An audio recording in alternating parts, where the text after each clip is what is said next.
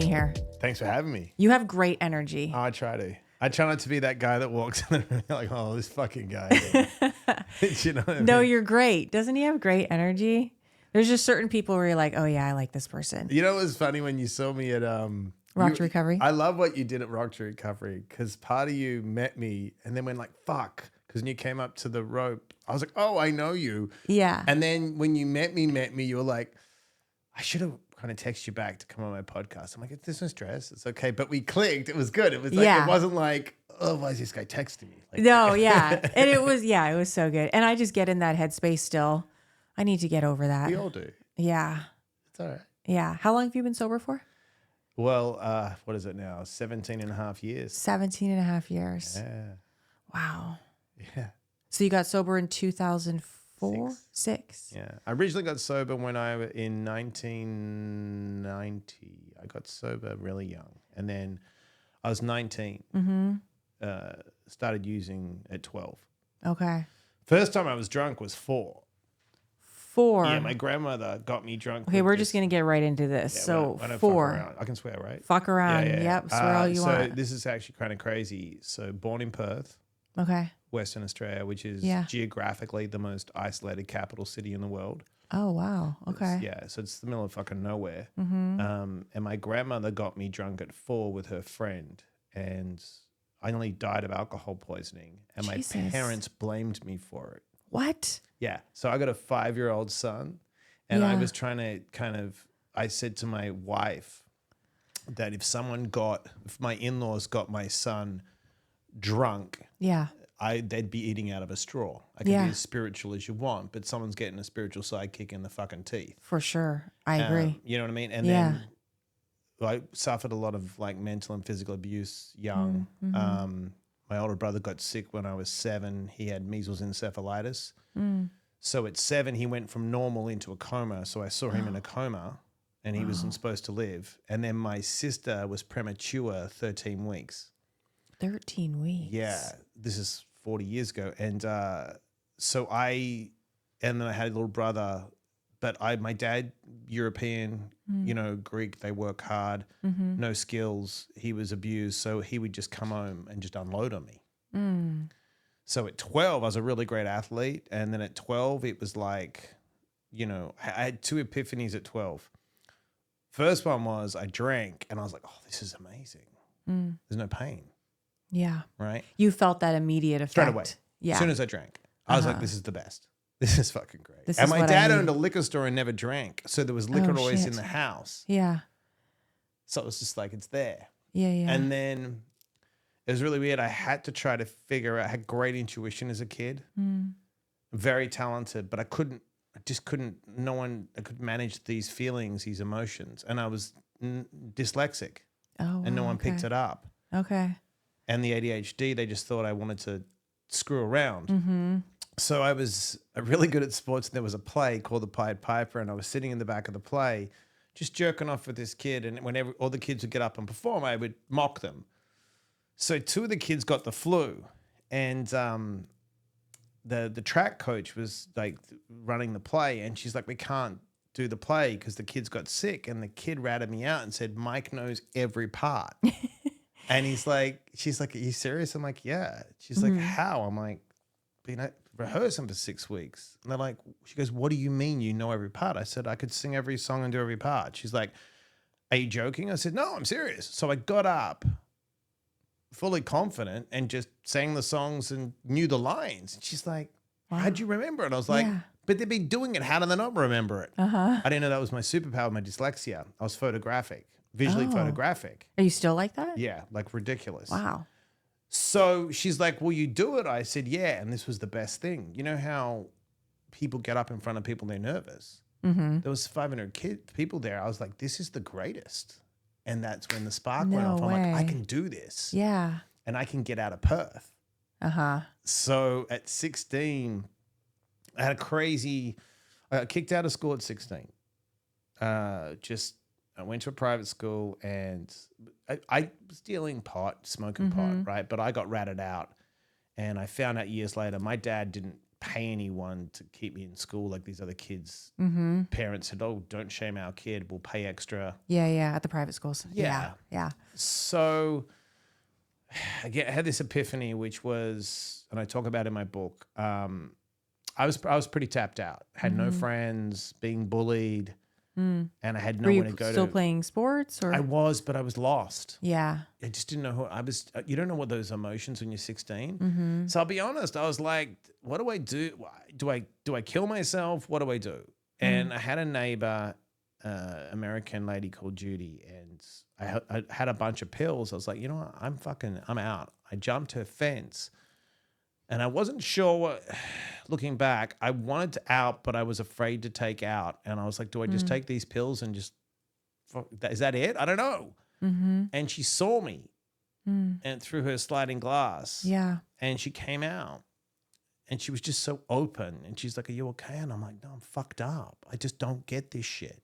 I have all these feelings and I've got all this potential. I don't know how to harness it.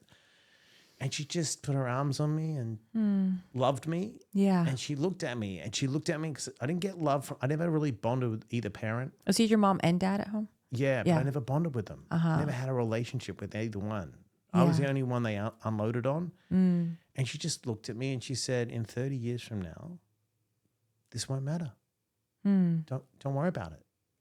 You're ahead of your time. You're supposed to feel like that. And I just sat there. And it was the first time someone had actually believed in me. And I had a lot of fucking potential. I never had a running coach. I did it all myself, won state championships. But it was one of those things, if I won, I was called a show-off. And if I lost, I was called a loser. So you know what I mean? So what do I do? Like everyone hates me for being good. Right. Like, where do I belong? Where do I this? belong? Yeah. Right? And so I was like, fuck it. I'm going to do this acting thing. So I took a bus one time, so funny, to this open call. There's like 1,000 people lined up and beautiful girls like you. And it's like, I walk in and I was like, what the fuck am I going to do? So he said to me, can you act? I said, yeah. You know, and he gave me a script and I was sitting opposite a really attractive girl like yourself. And I just locked in and he was like, damn, you're really good. I'm like, I am. So he goes to me, do you have any money? I said, and I was working at a grocery store, packing vegetables, trying to make money. And kids would come in from school and laugh at me. And I was like, you don't know. I'm going to do something one day and you're going to regret this. Yeah. So it would motivate me. And he goes, okay, what we'll do is this. He goes, I believe that you're going to work. We'll take some photos of you. And after you work, I'll just take it out of what you make. I was like, yeah, okay. I'm like, I'm at work what? What do you mean? So, and I literally caught the bus an hour home, right? Didn't tell anyone. Yeah. Lied about my age because you had to be over 18. Okay. I said I would just and you're forge 16. I just forged. Back then you could forge anything, but there's no ID. And he calls me. He goes, there's a commercial. They like your pictures. Could you go and do a casting? I said, okay. I didn't know what it was. I walked into this casting. I went home and I didn't know anything. They called me and they're like, you got a call back. I was like, what's a call back? And they're like, you got to go back. I go, to do what? They're like, another audition. I was like, oh, 3 callbacks later, I land this job. So I'm like, what do I do? And he's like, just show up. There's rehearsals, a big TV commercial. And I'm like, so excited. And it doesn't fucking air. Ah. But I get paid. Yeah. So I'm stoked, right? So I'm like, I can do this. And then I got my second commercial and that didn't air. So I was like, oh my God, is this my life? Yeah. But it gave me, so I moved from Perth to Sydney. Okay. And then I auditioned for acting school in Sydney. I didn't really know much. Yeah. I could do that thing. I was like, I can get in front of people. But I'll be honest with you, and I talk about in my book, I had horrible mentors. I never had good mentors. I was around just people that extorted people, drug addicts, psychos. I was around fucking psychos. And that's why I'm so hardcore on helping people and mentoring them correctly. It's so important. I mean, for me, when I got sober, finding mentors in my life was imperative. You know, I have different but similar story. You know, I was raised in Vancouver, Canada, and I tried to, well, you didn't take the pills, but I took a bunch of pills, tried to kill myself at a very young age. And then I got into acting as well. And I was going to acting school and doing auditions. And it's funny because a couple of the parts when they first came out, like these TV shows and stuff, it was supposed to be like all these scenes and it would be like one word or one. I'm like, what happened? Or end up being just the extra. I'm like, what happened? You get gutted, and of course right? I got paid, but I didn't have like the mentors and the right people around me. And I try to help as many people as I can now in that space because it's so critical to like understand like who you are and your worth and that it's okay. It shapes you. It shapes you. Like when I was 13, I'll never forget, I signed with this modeling agency and, you know, one of the things they were looking through my book, you know, all these pictures I had done in my portfolio and she's like, okay, we're going to sign you, but you see your leg right here. See how your inner thigh, it touches. Oh my God. You know, you have to lose like 5 to 10 pounds. This is at 13 years old. I come to the States, long story short, I came to the States, but I ended up getting lipo and a nose job and all these things done because I didn't have people around me saying like, you're perfect just the way you are, you know? But you know what's funny you say that? I don't think back then you had a choice. See, now it's like you go to Victoria's Secret and it's good that they have different sizes, right? Yeah. But that wasn't the business back then. You're so true. It's so true. You You're had right, to be 'cause emaciated you like a did. fucking coat hanger and look like Kate Moss. Yeah. Or, do you know? It's and that like, wasn't my body type. No, and so I was like, you had what's no wrong with choice. me? Right. So no, even like, all right. So I always tell people, if you get, I call them in the book indirect and direct mentors. So an indirect mentor is me looking at someone else's life and indirectly being inspired by them. I have right? those people. Yeah. Yeah. And then I try to, where I am in my life, model their behavior with being realistic. You can't be optimistically delusional, right? Right. Some people look at Michael Jordan and you're like, I'm going to play like Michael Jordan. I'm like, dude, you're 5'6", you didn't play basketball.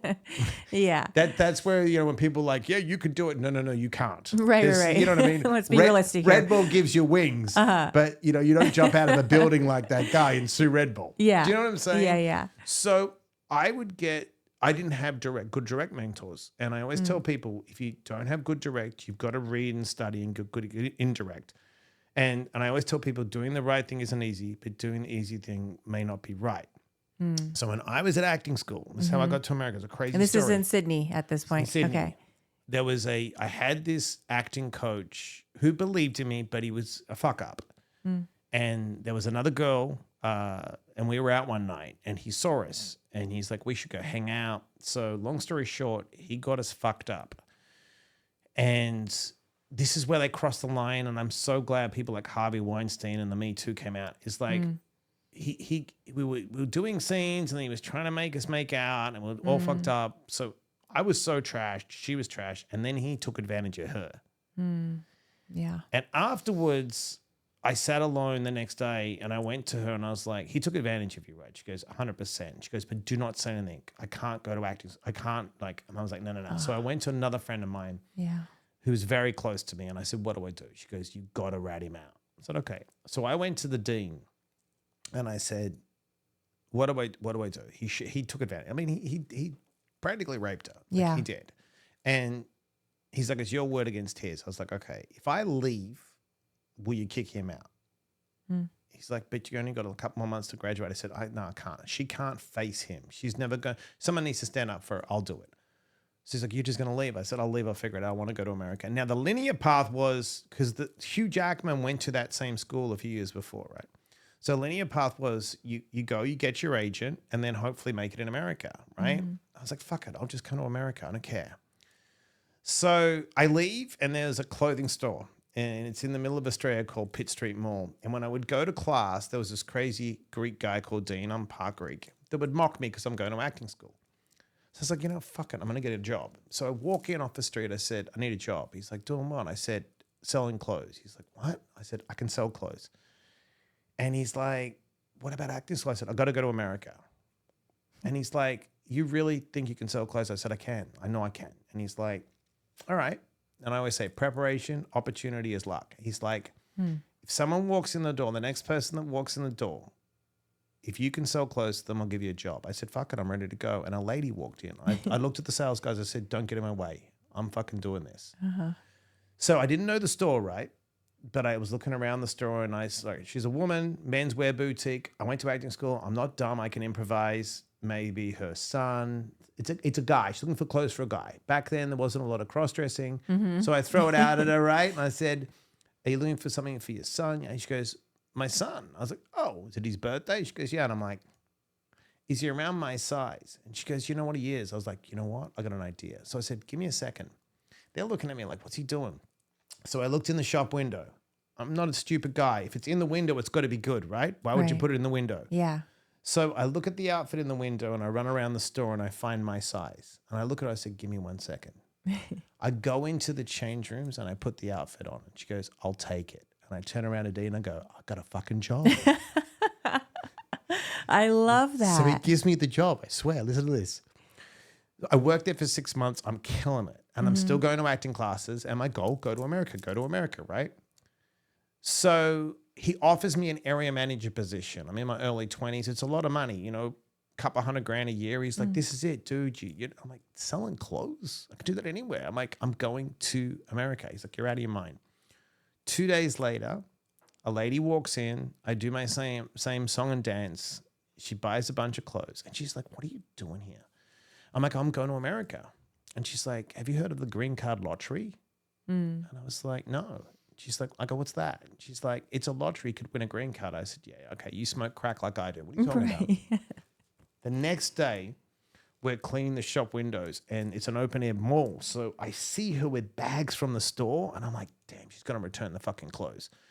So I hide in the back and I go to my friend, cover me, because, you know, I didn't want him to return the clothes. Yeah. She's banging on the window, we're not open yet. And she's like, is Mike there? And he's like, is everything okay with the clothes? She goes, clothes are fucking great. I bought him the green card lottery ticket. Oh, wow. Right? I come out, I go, look, I'm going to be straight with you. I was hiding in the back. I thought she was going to return the clothes. She gives me the ticket and she gives me a hug. She's like, look, I think you're going to win a fucking green card. There's something about you. I went to the embassy and I said to the American embassy, look, is this real? They're like, there is, you'll never win. I sent the fucker in and 6 months later, I won a green card in a lottery. No way. So check this out. Imagine if I didn't stand up for the girl.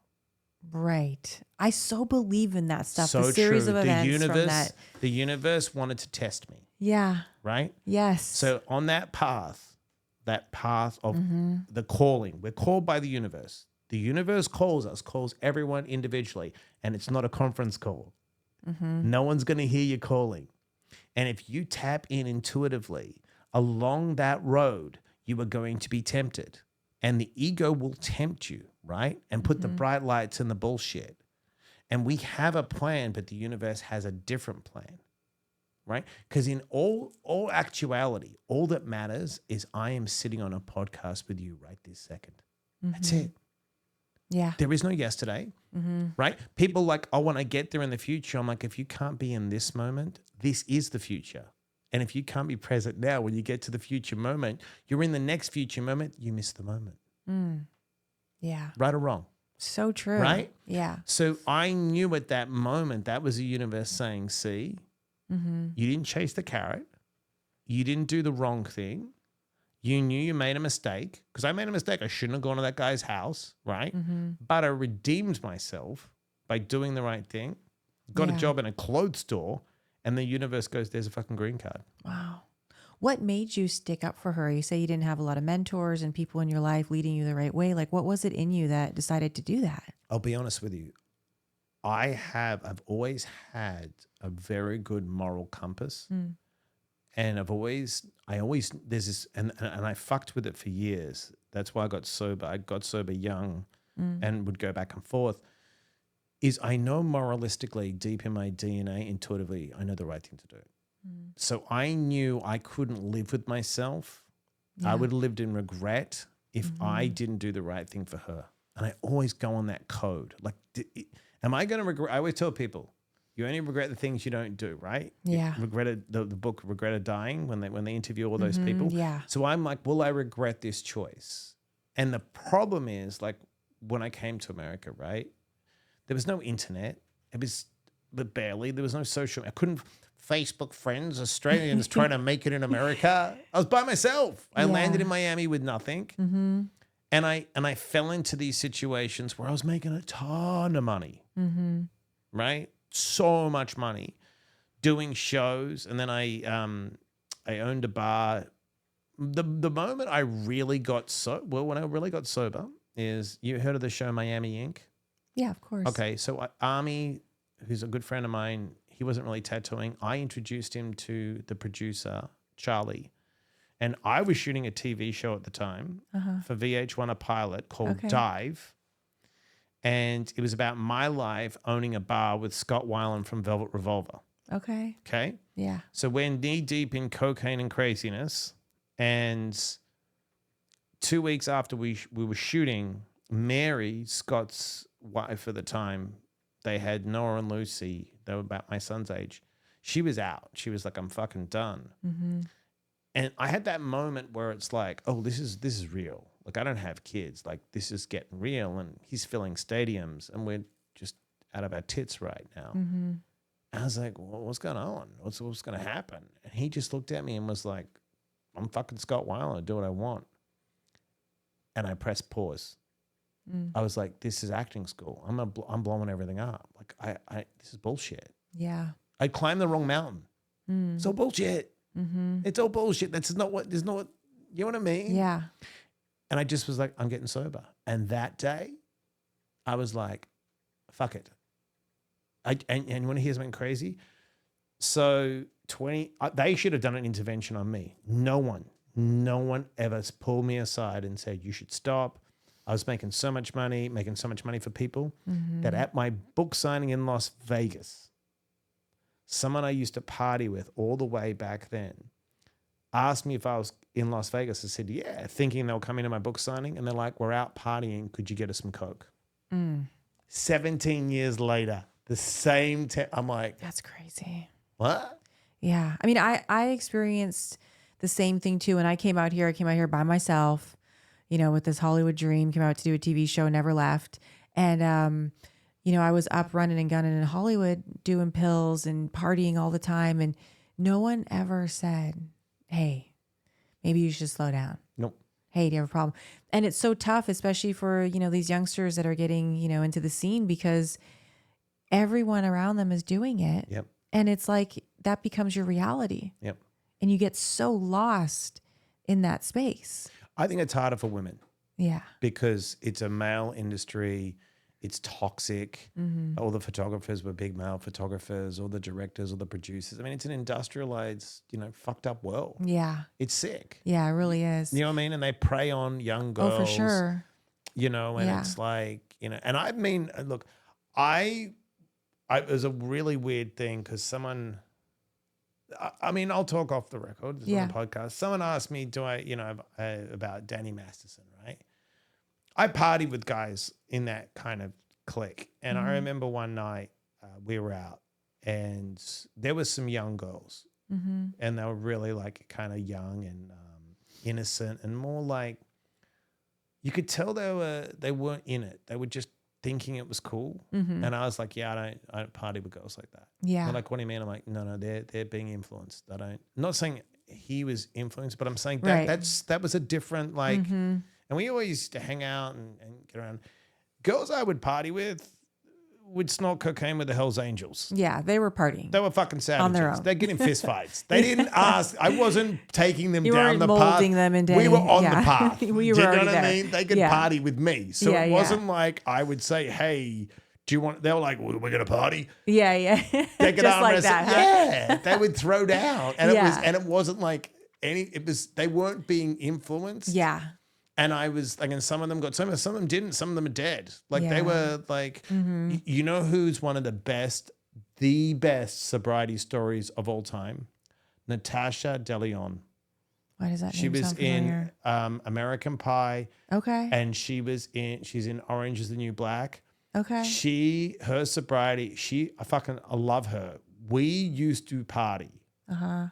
Like, I mean, to the point where I was like, you're going a little bit hard in the paint. And I was crazy. Like, I was like, dude, you're crazier than me. So there was some points. She's sober now a long time. She's incredible. I adore her. Like, to see her turn it around. Yeah. Because I mean, I was like watching her sometimes, like, dude, she's not going to get out of this. I love stories like that. She's the It's the best. best. Did you know how bad it was for you, or were you just so in it that it wasn't like, how long were you in denial for? No, this is what's fucked up. See, this is how bad I am as a drug addict. So I could get up in the morning, go to the gym, Oh, wow. Okay. function, Yeah. never missed. Like I would work. So I grew up with like, when I started drinking, for example, heavily at 15, 16, I played rugby and sports. I was drinking with guys in their 20s. It was work hard, play hard. So it was like, if you're going to party, you better work just as hard. Yeah. Which is even dangerous, more dangerous. More dangerous. Do you know what I'm saying? No, I totally know, because I was a it's- quote unquote functioning addict too, where I Yeah. feel like it's harder in some ways to get sober when you have things and you're able to maintain this lifestyle. And it's a bad lifestyle. Yeah, it's bad. Because Yeah. You're mentally fucked Yeah. and you're unraveling and you have no emotional control and you're around psychopaths. Do you know what I mean? Oh, for sure. I know what you mean. You're just driven with more. Yeah. Fight, flight, freeze, and feed. All I was doing is feeding the sympathetic nervous system. Yeah. So you're crazy. able to function. Function. So when you got sober, what was that like at the beginning? Honestly, I walked into a meeting and then it was great because I was like, I had guys that used to come into the club that were 15 years sober. So I just went straight to them. I said, what do they do? They're like, go to meetings, shut the fuck up. I was like, okay. And just go to meetings. I wasn't allowed to talk at meetings. I had to take commitments. And then I never forget, I took 90 days off, I had money and sold my share in one of these clubs. And I had to open a bar and I went to this guy, what do I do? And he's like, do you want to drink and do coke? I was like, no. And people were like, don't do it. Don't do it. Don't open a bar, you'll relapse. He's like, do you want to drink? I'm like, no. He goes, open the fucking bar. Shut up. Just do it. Stop making excuses. So I did breakfast, lunch, and dinner, 3 meetings a day. I would go to a morning meeting. I literally would get up, walk my dog, go to the gym, go to a morning meeting, go to an afternoon meeting, and I would go to an evening meeting before I would like go and open this club. And that was it, 3 meetings a day. Yeah. Didn't fucking falter. I was just a machine. I was a machine like I was when I was doing coke. It was like I used the meetings like it was, that's my drug. That was it. Yeah. And did you have to walk away, I'm assuming, from a lot of people that were in your life before that, or? I did, but I was very good at setting boundaries. Like I'm one of those people that here's the weird thing about my life. I didn't ever needed drugs and alcohol to get along with people. Okay. Like in the sense of it, I like being alone or being with people. Yeah. I like people. You So didn't it's- have anxiety like that, like social anxiety or anything. Yeah. I'm always out of my mind. Yeah. You know what I mean? Drinking or sober. Like he's the same dude. I was always fucking kind. It's just that the problem was when you're literally just drinking and doing 8 balls of cocaine and getting up and just making money and just powering through things.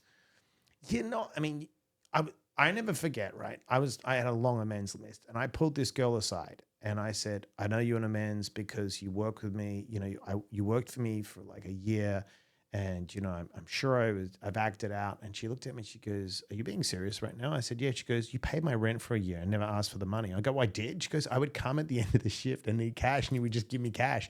And she goes, I thought you were calling me a year later to get the money back. I'm like, well, I guess I don't know you were fucking amends.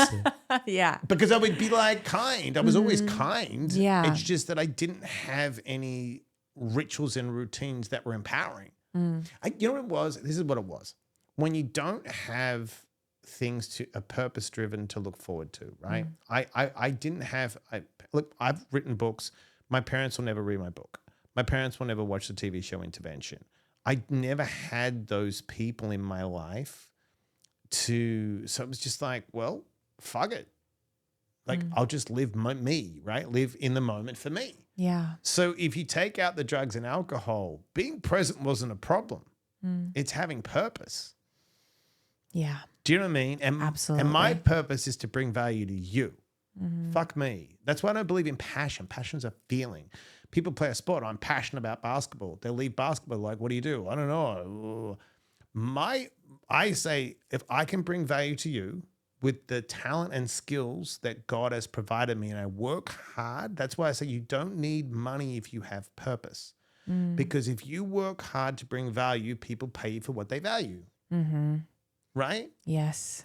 So all I do is work really hard on myself to bring value to you, and then inspire you, educate, and motivate you to be your best self.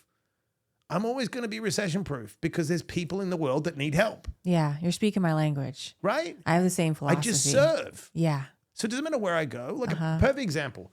If I'm ever frustrated, that means I desire something, and I'm not getting what I want.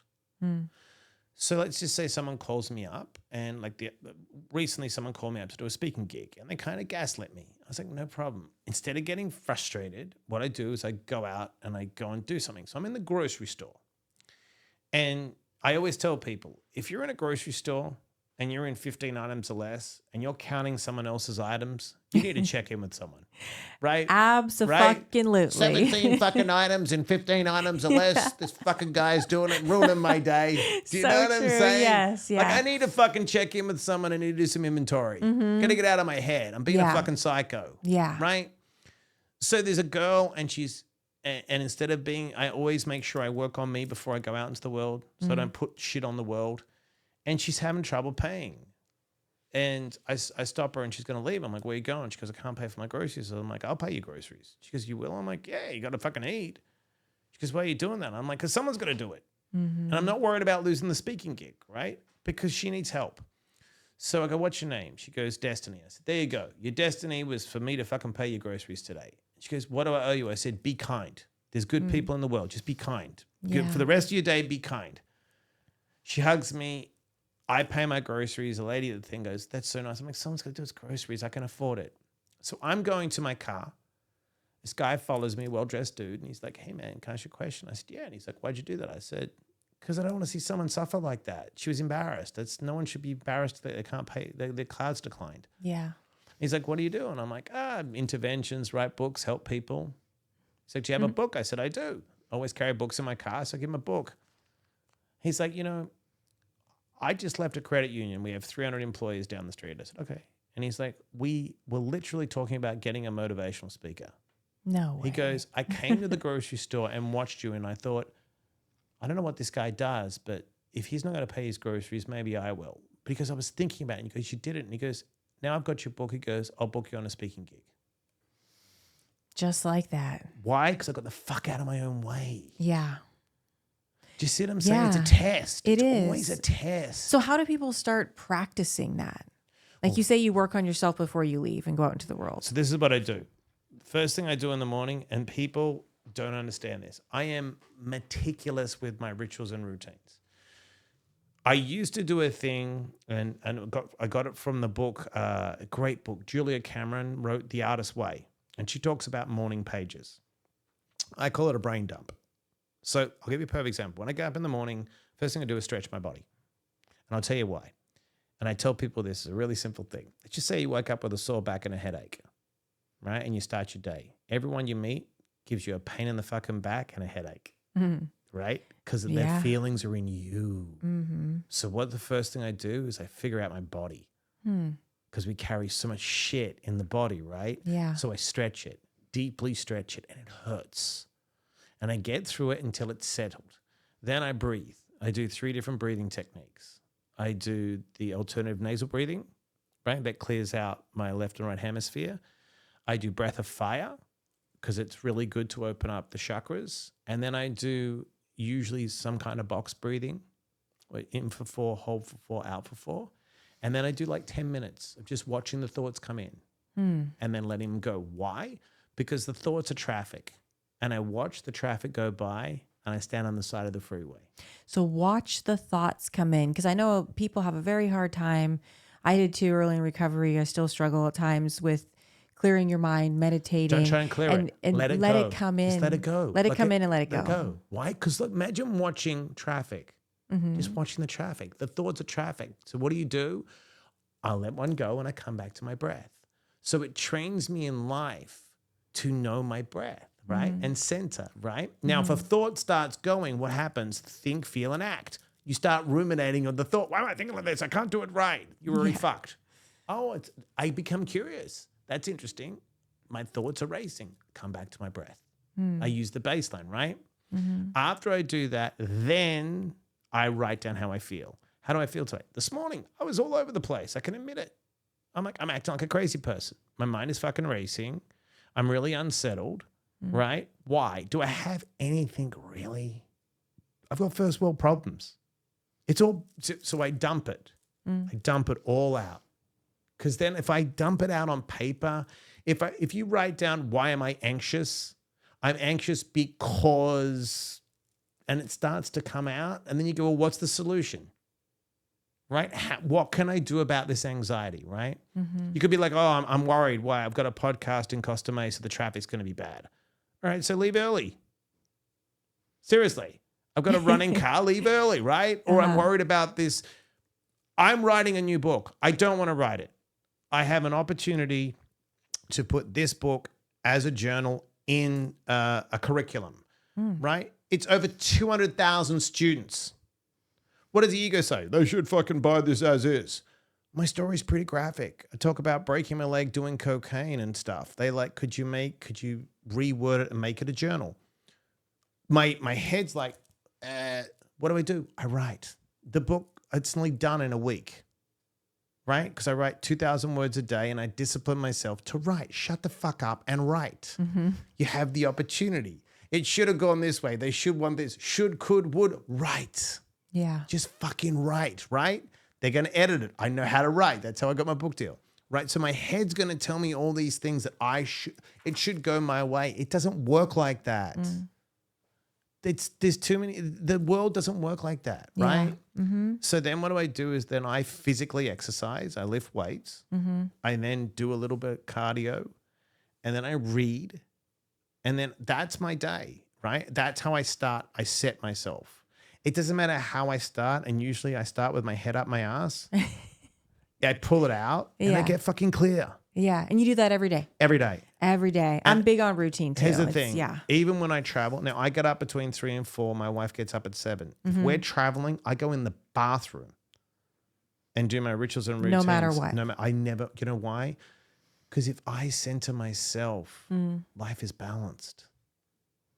I do me first. I get clear and I fast 16, 17, 18 hours a day because I have colitis and I don't worry about what anyone else does. Look, here's the thing. I'm kind. I'm compassionate. I can fucking outwork anyone, right? I'm meticulous with my discipline and routines. And my life is easy because I have no stress. You know why? Because I stay here. Yeah. I'm here with you. Yeah. I can't be anywhere else. I had all this trauma I dealt with, right? Can I change it? No. You know how I forgive people? It's really simple. I look at my parents. I look at the trauma they suffered, okay? They chose to not work on themselves, right? They chose to take their trauma and download it on me. Now, I can't change where it started. I can't. I was born into that. And if you want to say, well, I chose my parents, say I chose my parents for a lesson. Okay, so I get to a certain age and I want to create my own life and rules. Then I'm going to have to fucking do that, right? Take responsibility. So I do that. And then I start to look at these thoughts, right? Well, a lot of bad programming from my early life and look at these feelings and my actions. Go, okay, this is not working out. I feel like shit. I'm always angry, right? I'm always resentful. Can I change any of this stuff? No. Can I change them? No. So I have to take responsibility for me, right? Yeah. This human thing for a very short period of time. Right. I'm in this body for a very short period of time, right? And I believe I'm a spiritual being having a human experience. Amen to that. Right? Yeah. So in this human experience, there's lessons I have to learn. Right? Now, everyone has a different belief, right? But it's my responsibility. Okay. So, how am I going to live my life? How do I want to live my life? And I know that if I'm an angry person, resentful person, and I'm a fucking dick, it doesn't feel good. So I might as well be kind, loving, empathetic, compassionate, work hard, right? Be a good dude. Yeah. Go out and spread a little love in the world. And you know what? My son, he's kind. I get it all the time. Oh, he's so kind. He's so compassionate. Because I'm not a dick. Yeah.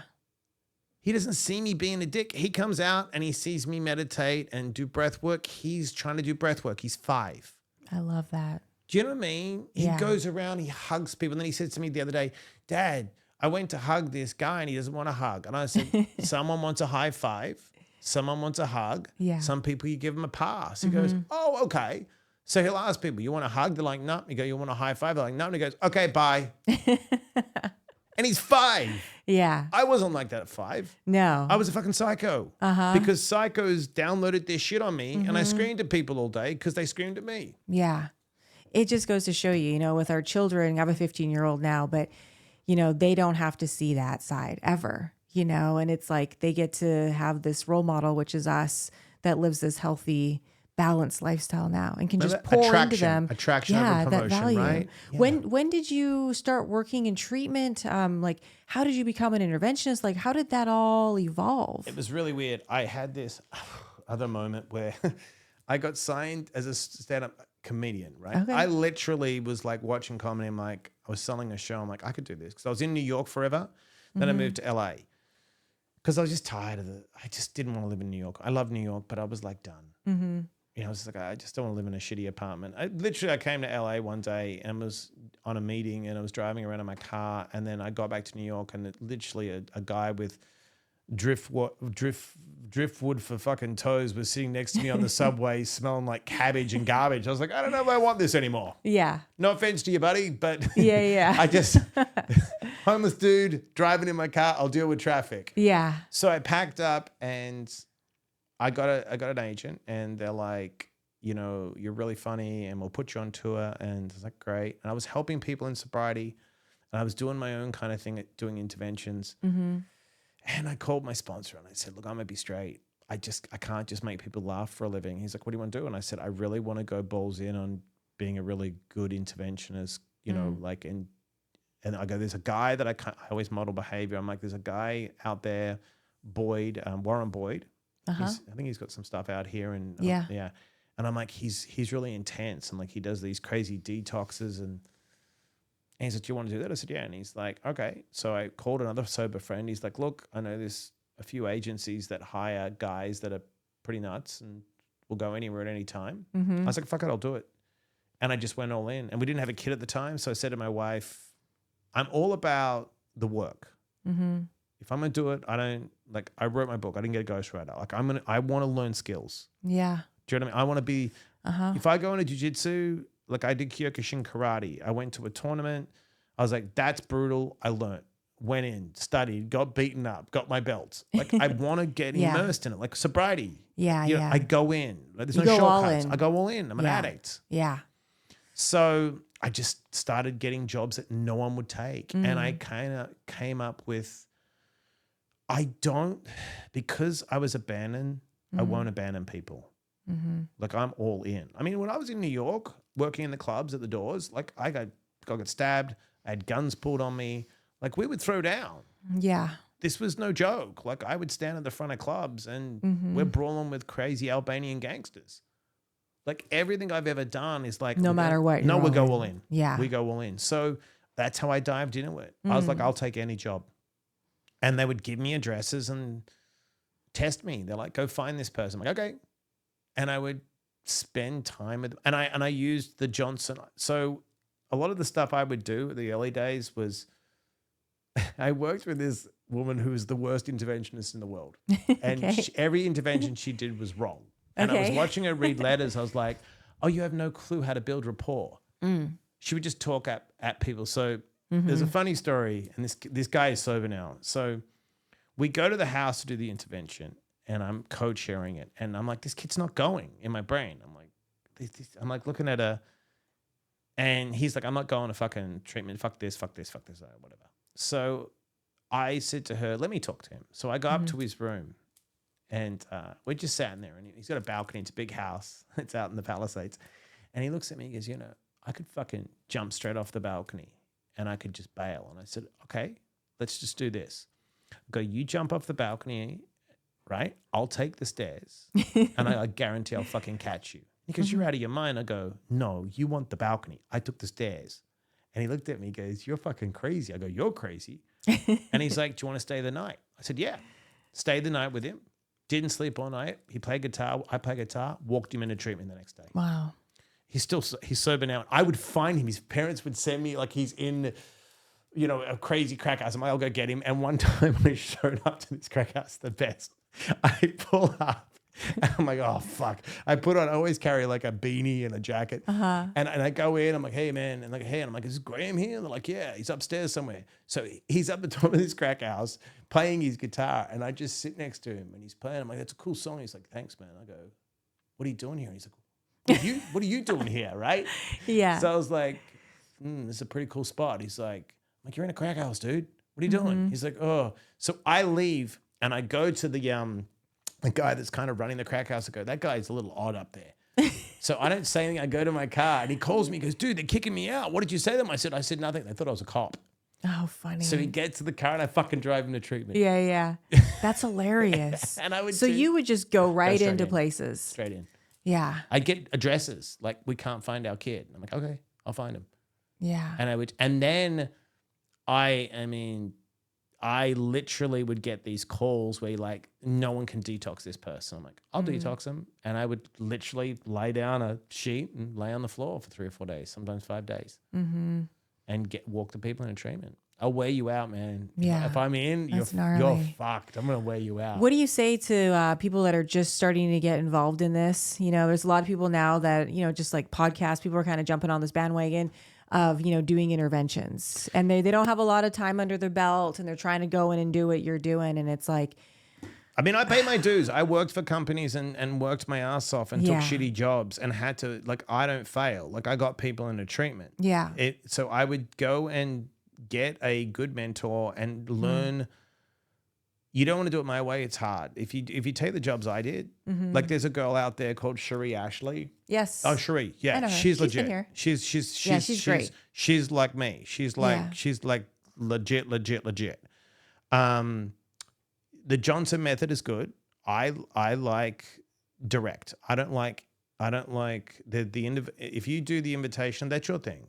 There's a lot of people that do that, and that's great. I like direct. I like to spring it on you. That's just my life. I like to spring it on you, catch you out, get inside your head, refocus you. That's just me. I work better on the spot. I think if things linger for 2 days, I don't want you thinking about it. I want to catch you out. So I would go to someone and get certified in I think the Johnson method's good, but there's the invitational method. And then go and throw money. Don't worry about money. Go and work for someone or work for companies and stretch your legs. See how good you are. Yeah. Because I studied NLP as well, and I've got a background in acting. So I do my own thing because I have a system if we're going to read letters, but I'm expecting you to run. I'm expecting everything to go wrong. And then from years of just being in clubs and acting and people, I'll figure a way to work. And I'll be honest with you. I'm good at it because I like people. I don't have to think. Yeah. I genuinely go, it's not, I'll be straight with you. Do I want to do it? No. I'm a cocaine addict. I would like to snort cocaine all day, eat pizza, and just have sex. Let's just be honest. Like anyone that says, of course I want the pleasure. Yeah. Right? It's human motivation. Avoid pain, gain pleasure. Yeah. So when people say they're holier and holy, bullshit. I've got to manage my vices. Right. So I don't want to do it. It's just the right thing to fucking do. Yeah. And for you, it seems like you're the guy. If I need an interventionist, I would call you. I can figure it out. I know how to do it. And I don't promote it. I've never had to put up a fucking ad to people. It's all referred. Yeah. I've got all the business through people that call people. And I'm like, Michael, get him into fucking treatment. Yeah. Michael, I just know how to do it. And you know what's my curse? I'll tell you my curse. So when I was 18 and I was 18, 19, leaving Sydney, leaving Perth, my auntie, who's no longer with us, who I adored. I'm sorry. Yeah. My older cousin's very sick. Bipolar, schizophrenic, paranoid, crazy. And I went to have dinner with my auntie and uncle. Both of them are no longer with us. And she's like, Michael, my cousin, he's 10 years old. He won't come out of his room. He just got out of the mental institution. He came out and saw me, and he used to call me Mick. So I was like, hey. So we're chatting and smoking cigarettes and, and he's like, I was in the institution. I'm like, whatever. So I spent 3 days with him. And So afterwards, I came on the last day and I was moving from Perth to Sydney, and she's like, I need to talk to you. I said, what is it? And she's like, whatever. She was very wealthy. I'm like, whatever you want. I'm like, what do you mean? She's like, you're the only one that can get through to him. And I was like, what do you mean? She's like, there's something you've had it since a kid. Could you help him? I was like, I'm going to acting school, right? Years later, in 1999, she came to New York. She was very sick with cancer, and I helped them with their treatment. And she pulled me aside, and she said, I know you're doing this acting thing. I know you're the thing, but you're going to work with people. This is what your gift is. God gave it to you. Wow. You know people. They love you. You're good, but you just know people. You're good people. Like, it's in you. It's in your soul. Yeah. I think, whatever. So every time I climb the wrong mountain or I get tested and my ego tests me, like if you told me in 2006, that I would be shooting a show and in 2022, whatever, 23, I'm on intervention, like that, how does that even happen? Do you see what I'm saying? Yeah. That show fell into my lap because they're like, can you do these interventions? I'm like, yeah. And then it's, you know what I mean? You try to fight it, but that's who I am. I help people. Yeah. It's absolutely who you are. I don't put up, why don't you, I don't sell coaching programs. Yeah. I've never fucking put I'm like, no. So many people doing that now. But it's like, it's not like I watch people like I could have bought myself on a bestsellers list and I was like, I'm not doing that. People either love my book. I don't want to write another book right now. I'm writing it. Yeah. I want to talk about this book. Yeah. A Dose of Positivity. So this is your first book? Second book. What's your first book? 7 Steps to an Unbreakable Mindset. Okay. Nice. So you know what dose is? I mean, dopamine, oxytocin, serotonin, and endorphins. Okay. It tells you empowering ways to get a positive dose. And it also scripts out disempowering ways we get our dose, right? Which is obviously for years when you want to avoid pain and gain pleasure, the old cocaine and other things. And unfortunately, we're programmed to chase the carrot, the dopamine, right? All day. So it just teaches you how to center yourself and then gives you pragmatic and very practical tools of how to structure your day, right? And the journal I'm writing is going to be based on some of those tools with other tools. And what I like to do is give people morning rituals, afternoon rituals, and evening rituals. Yeah. People don't do the afternoon. That's when everyone crashes. Yeah. I do the morning and the evening. I'm a creature of habit, but the middle. Middle is gold. So what would that look like? So what we don't do is reset ourselves middle of the day. Okay. So the start of the day you can get clear, but what have you done all day? You've collected a lot of shit. Do you settle yourself and get rid of that shit before you get to the end of the day? No. So the trick is most people don't do it. It's first of all, how are you eating? You want to make sure your blood sugar is not going up and down. Yeah. That's why I fast. But then what are you doing during the day? And you need to do some breath work, even if it's 5 minutes to recenter yourself. You need a journal. You need to dump what's in your brain, because if you've had meetings all day and podcasts and crap, or you've taken on people's shit, that's still in you, right? So what do you do halfway through the day? So I get up at 4. At 4 in the afternoon. It's 12 hours later. I've got to reset. Some people do cold therapy. You don't need to lay in a cold tub like Wim Hof, right? Wash your face with cold water and wake you the fuck up, right? Some people do the ice thing, like when you get a tub of ice water, but wash your face, right? Do a couple of minutes of breath work. Recenter yourself. Write down what's on your mind. If you're ruminating, why am I ruminating? Write it down. Yeah. Right? Get it out. If you've had some losses during the day, if things haven't gone your way, you're going to ruminate them and write them down. Things didn't go as planned. You started off with a plan. Why didn't they go as planned? Because of these things. Okay, what's my solution to stay centered? Right? Yeah. So then you reset. Make sure your food is good. Make sure you're balanced. Get a little breath work. Stretch your body a tiny bit, even if you just loosen up your legs. Because all the trauma, all the shit stays in our body. All the tension. Right? Now, if you can get out for like 5 minutes and go for a walk, obviously walk. It's great. Get out. Then you're better. You're centered. Right? Then, okay, what do I need to attack now from half day on to the end of the day? Yeah. Right? Yeah, no, that's a great way to look at it and things to implement for sure. I find when I go out, I live right by the beach here. And so I've got my morning routine. I usually go to doggy beach with my dog in the morning. But when I go to the beach later on in the day, and reset that way. It's golden. Dip my toes in the sand. Golden. It's so therapeutic. Yeah, it resets everything. Then the evening, always, like for me, now everyone has a different method, but you want to turn off the phone. Like I don't watch programs. Like my wife wanted to watch Dharma, right? And I was like, I watched it one night, and I'll never do a program 2 episodes in a row. I'll do one and that's it. And I'll make sure it's a couple of hours before I go to bed. I sleep like a champ always. Even when I was doing coke, I could always sleep. And I was like, I can't watch shit like this. She's like, what? I'm like, I'm up all night fucking with Dharma in my head. Yeah. You know what I mean? So I always tell people, never pick up your phone first thing in the morning because your brain is in a theta brainwave, and then you're going to get suggestions, right? Never, if you go to bed at 10, right? Put the phone down at 7. Give yourself 3 hours away from the fucking phone. I feel like it's so hard for people, including myself, especially with social media now. It's like, I keep away from the phone. People I are post doing it what I'm going till- to post. No, yeah. I don't. I just don't. That's why, like, nothing is Gary Vee, and he's like live on your phone, do all this stuff, doing that. It's like I'm the opposite. Like, Yeah. get grounded, and then okay. First of all, everyone digests food differently, right? So I wouldn't personally eat a lot of heavy foods late at night, right? Because Yeah. I don't digest them. I have colitis. If you can get away with it, great. Secondly, if you're having trouble sleeping, right? Okay, go and have a hot bath. Drink some chamomile tea. Do you know what I'm saying? Put on some really slow music that'll wind you down. Yeah. Right? Turn off the bad housewives screaming at each other. Yeah. Nothing against true. that, but it's just they're screaming all day. It's Yeah. going to trigger. And then about 10, 15 minutes, maybe 20 minutes before you go to bed, if you trouble, maybe there's too much cortisol in your body, go for a 5-10 minute walk. Don't exercise late night like that. Yeah. Just a nice walk. And if you bring down your state, you will sleep better.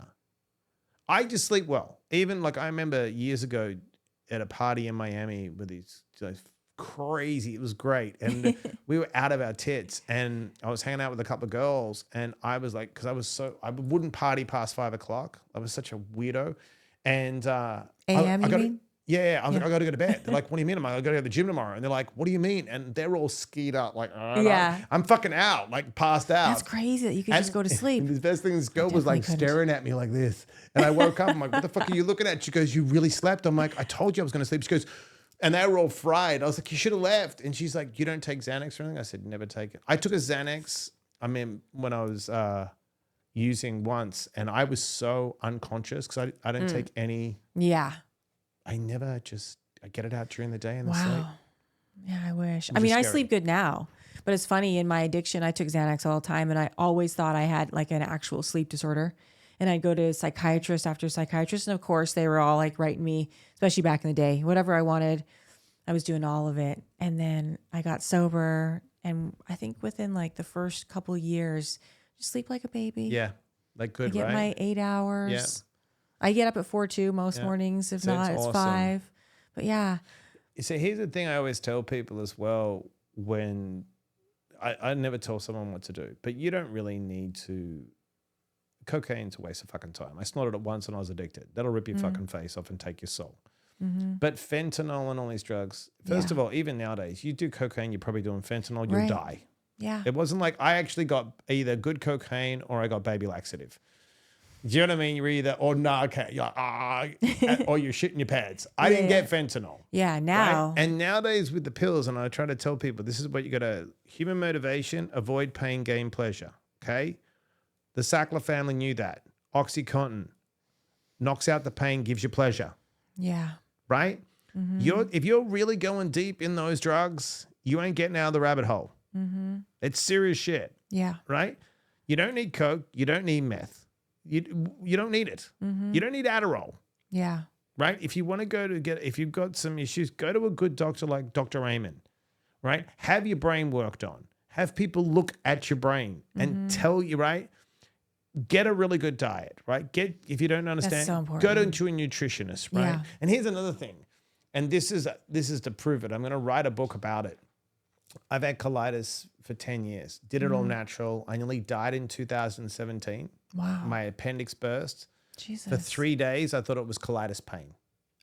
Oh, whoa. Doctor told me he would take out my colon, 4-hour surgery. I was in septic shock. Made him keep my colon, got me through the surgery.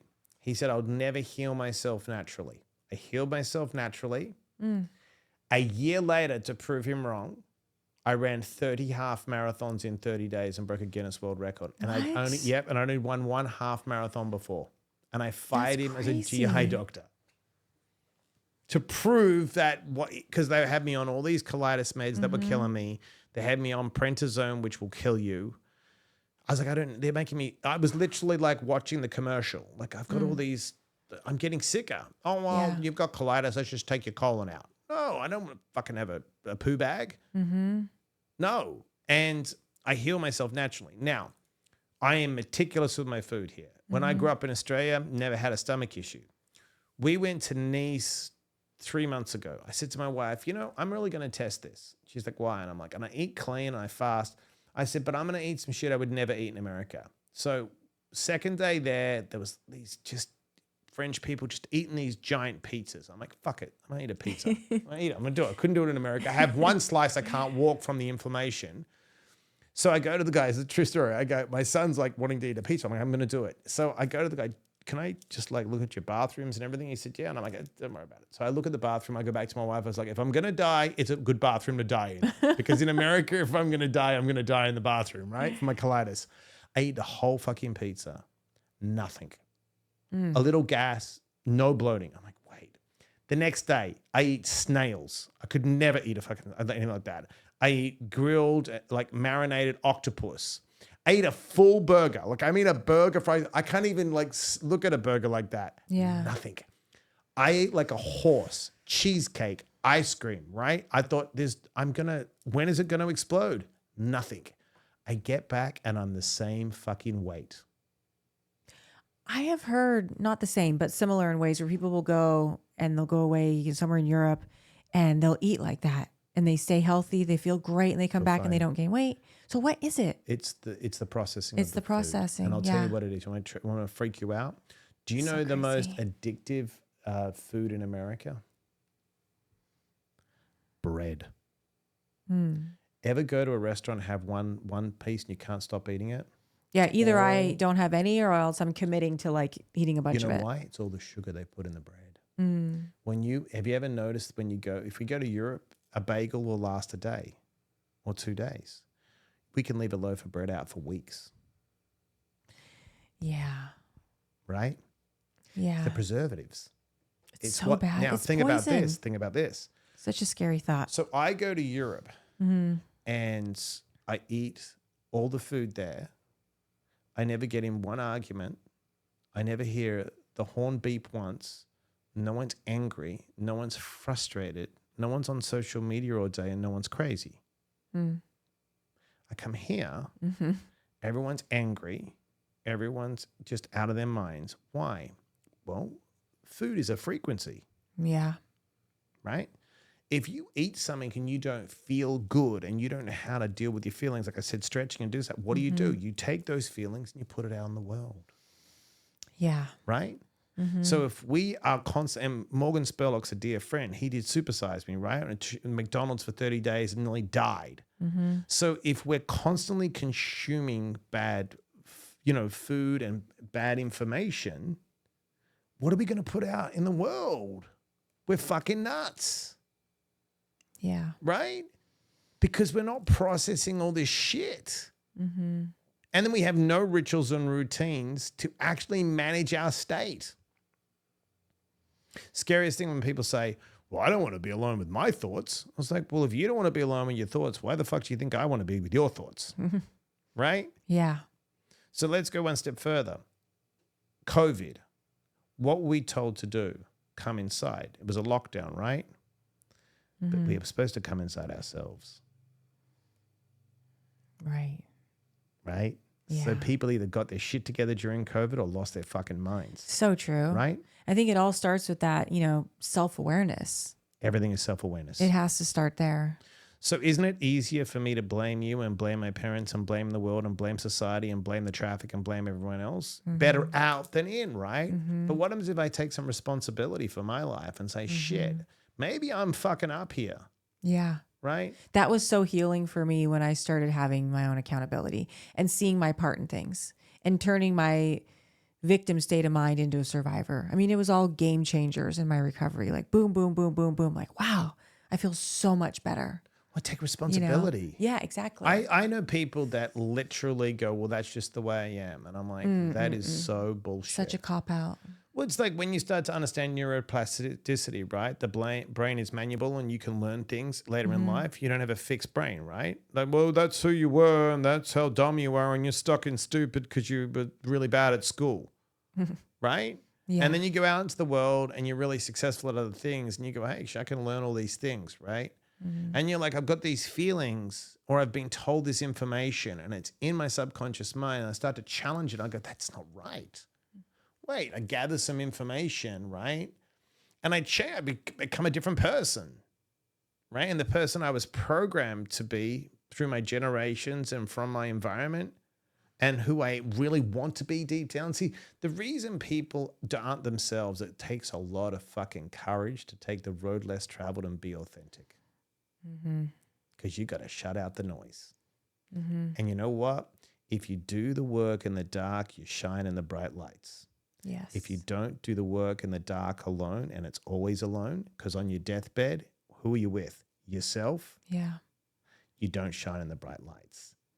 You can't fake this shit. You can post anything you want on social media. Right. You can post all this shit. But guess what I worked out? And I worked out with I'm being with some of the biggest celebrities in the world that'll like, I'll be doing an intervention. I've got to post this for my fans and they're falling apart. At the end of the day, if you're not alone, okay being alone with yourself, you're not okay being alone with yourself. Absolutely. Boom. Right? Yeah. Lastly, I'd like to ask you, for people out there that are watching and they're just really having a hard time tapping into what is their purpose? How do I find that? What do I want to do? What am I good at? How do they start? I would do this. I actually have a whole section on purpose. Okay. So In the book. yes. So I would do this. Deep down, I always tell people this. Forget money. If you had nothing to lose and you couldn't fail, because we worry about failing and failure is bullshit, it's just feedback. And you said to yourself, what is it deep in my gut that I believe, forget everyone else, believe I could actually do and I'm good at, right? That's what you're going to lead in. And I'll tell you a trick. You're going to say to yourself, well, I'm not good at it yet. You're not supposed to be, because this is how it works. In anything you attempt to do, or I or whoever, you're unconscious and you're incompetent. You don't know what you don't know. Now, that's hard. That's a reality check.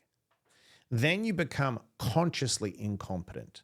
Now you're aware of all the stuff you've got to learn, right? And most people check out because it's too much work, right? Yeah. Now, let's just say you're not one of those people that checks out. You become consciously competent. Now you got some skills because you worked hard and you've passed most of the people.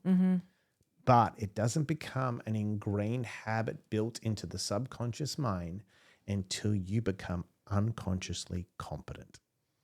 Okay. Okay? So if you can go through the 4 parts and you start to master something, right? And it's in your inclination, no matter what I do, I'm good with people. I've got to work with people. Now, I've got that part and I'm good at speaking and those things. Now I've got to refine my skills.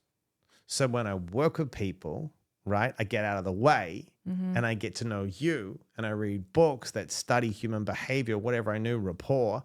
So then when you're making a disempowering choice, I have the ability to present you with another opportunity based on where you're sitting, not where I'm sitting. So I meet you where you're at, right? I actively listen. I study you. I'm kind. I'm compassionate, right? I teach you to reframe your perspective.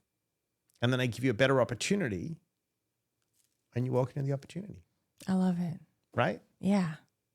Thank you so much. Thanks for having me. Even though you thought, oh my God, do I really want this guy on? No, your wisdom, I could just get lost. I've done some work. Yeah. And you know what I'll tell people? This is the best thing. So I know you've been around when I met you. Straight away, I was like, oh, I like you. I'm like, yeah, you've been around. You're not one of these people that's joking around. You've been to some Yeah. places. You've Oh, been yeah. to some dark places. You can, when you can smell it. Mm-hmm. So say to people, this is the best thing about life. So the other day, someone called me out. I did a big speaking gig with these guys, and there was like a CrossFit thing. And this guy goes, oh, you pretty fit? And I'm like, yeah. And he's like, how fit? And I was like, oh, how old are you? And he's like, 25. And I was like, I could do your age in pull-ups right now in my jeans. I think I saw this. And he's like, video. bullshit. I said, I'll do them strict. He's like, you'll do them now. I said, get a video camera. So I did 27 pull-ups in front of him. Damn. I'm 50. Mm-hmm. That's impressive. Right? Now. Yeah. He couldn't do 10 and he was 25. So afterwards, what was in his head wasn't that I could do 27 pull-ups. It was what I was doing to do the 27 pull-ups. Yeah. Does that make sense? Absolutely. How many people do you know that are 50 that can do 27 pull-ups in their jeans not warmed up? Do you see what I'm saying? So what am I doing during the day to be able to do that on the spot? Right. How did I run 30 half marathons in 30 days?